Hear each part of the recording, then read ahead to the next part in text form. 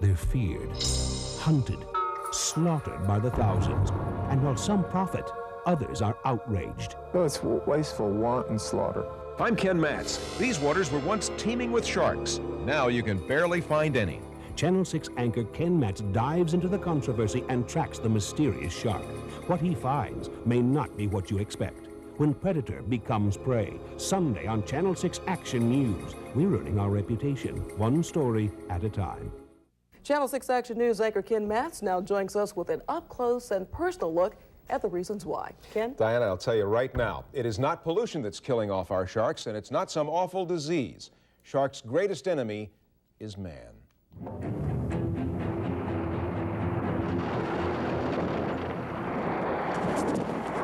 The terror began 16 summers ago with Jaws. A candygram, oh boy! Oh no! And quickly turned into comedy skits. The contrast is as striking as the myths and realities about sharks, the most misunderstood animals on Earth. But when you're this close to the creatures, they are downright threatening. That's me in the wetsuit with the orange stripe. My photographer, Ralph Murciano, and I went on a shark dive with the Underwater Explorers Society off Freeport in the Bahamas, where trained divers hand-feed the Caribbean reef sharks. I can tell you firsthand, being in the water with around 15 10-foot circling masses of muscle and teeth is frightening. But environmentalists say man is more a threat to sharks than they are to us.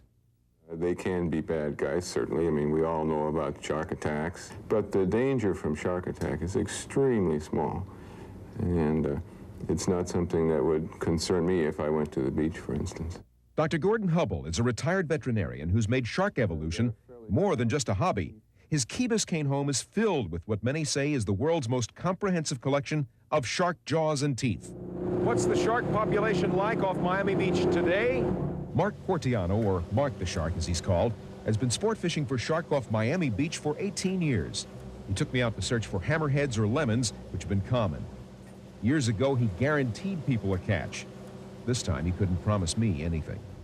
I think all the sharks are hurting in general. Some probably more than others, like the dusky shark we used to catch out here, the Cuban night sharks we used to catch out here. We don't catch them anymore. The tiger sharks, we don't catch them here anymore. It was a foggy day 2 miles offshore. His crewmen sharpened hooks and prepared the bait. Okay, Ken, are you ready? 15 minutes later, a shark strikes the bait. I was lucky, very lucky. That's a big T-head! That's a big T-head right there! Nice easy, Ken, nice and easy! Mark hits the throttle. The boat surges forward, driving the hooks into the shark's mouth.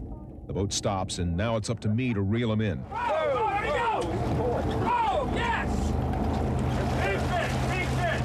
20 minutes later, the shark breaks water. It's an 8-foot, 250-pound hammerhead. Mark's crew is ready with a pole, jamming an ID tag into the fish.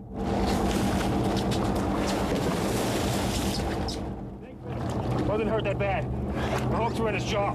Mark encourages his clients to tag their catch for the federal shark tagging program and throw them back in, because sharks are in short supply these days. But the question is, where have all the sharks gone? The experts say it's not because of sport fishermen like Mark, or not even polluted waters, but commercial fishermen who rape the waters and reap big profits from shark fins. That story tomorrow. I understand you went on some pretty dangerous dives. Well, you know, the dive group tries to take precautions, but because the sharks are wild, you can never be sure that they won't attack. So, yeah, it is not a dive for the weak-hearted, that's for sure. I have new respect for you. I really do. And why should we all care if sharks are indeed around a couple of years down the road? Excellent question, because sharks are the top predator in the sea. They clean up the ocean of sick fish. They're an important link in the food chain on the planet. And they're now being used in research. Sharks don't get cancer at all. They have a tremendous immune system. You can inject them with known carcinogens and they won't get anything. So they're being used in cancer research and AIDS research. Their skin can also be used as artificial skin to protect humans when they've been severely burned. So there's a lot of reasons. You never think of all these things. Yeah. Now, exactly what tomorrow night are you going to cover? Well, tomorrow night, well, you have to stay tuned for that. But tomorrow night, what we're going to do is we're going to look at some of the long-line fishermen who have, they're basically the ones who are responsible for the shark shortage. Alrighty. Look forward to it. Thank you very much, Ken. Sharks are probably the last creatures on Earth you'd think of feeling sorry for. But did you know they're disappearing from our waters? Channel 6 anchorman Ken MATZ has been trying to find out why and joins us now with some disturbing information and I understand disturbing pictures. Absolutely. If you swim in the ocean, you know, you probably always keep an eye out for a fin sticking out of the water signaling the presence of a shark. But these days, the chance of you seeing one are pretty slim. That's because these frightening predators are becoming profitable prey. Now, some of the pictures you're about to see may be disturbing, so beware.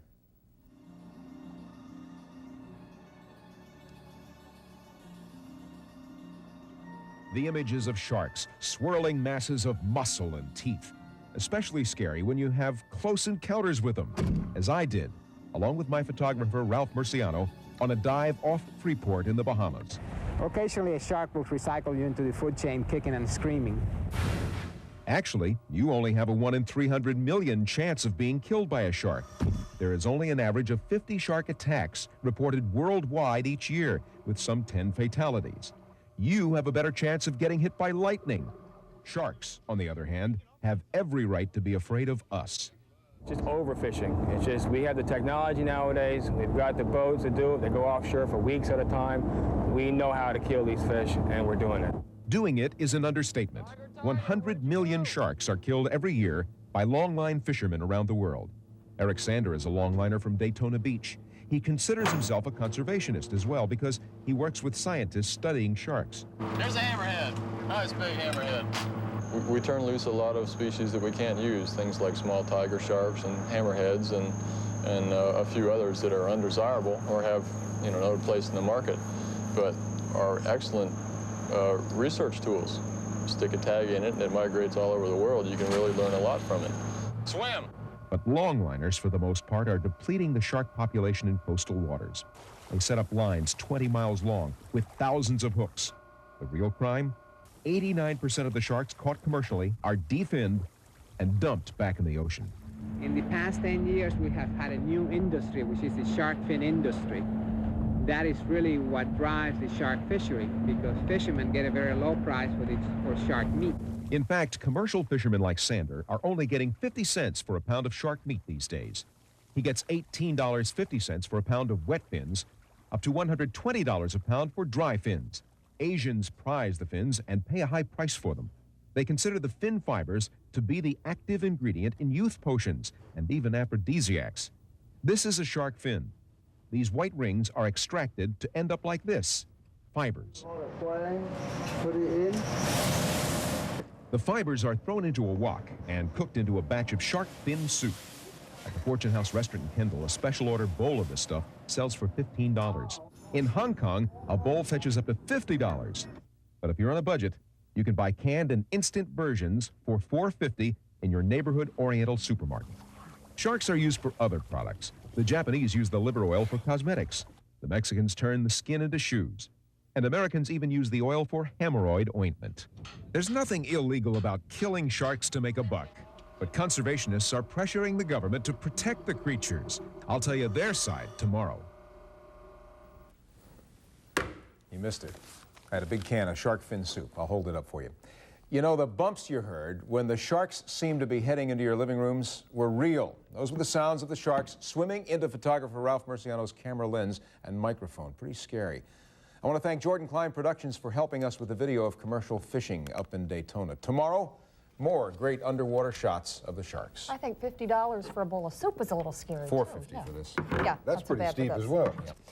Along our coastal waters, sharks are disappearing, a fact made clear all this week in anchor Ken MATZ's series of special reports, When Predator Becomes Prey. Ken joins us now with the third and final part of his series. That's right, Barbara. Commercial fishing has forced South Florida's shark population nearly to extinction. But why should you care about the ocean's top predator? You know, the one with the teeth? I'll try to answer that question by introducing you to what's out there.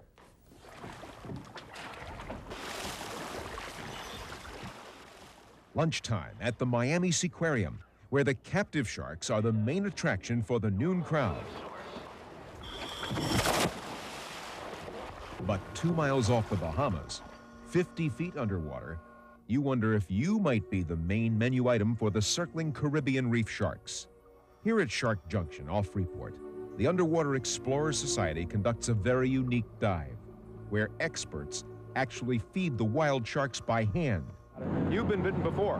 Right, yeah, a couple of times. How so? How did that happen? Well, during the feed, just basically not being able to get my hand away fast enough. The Caribbean reef sharks have bitten humans more than any other species of shark.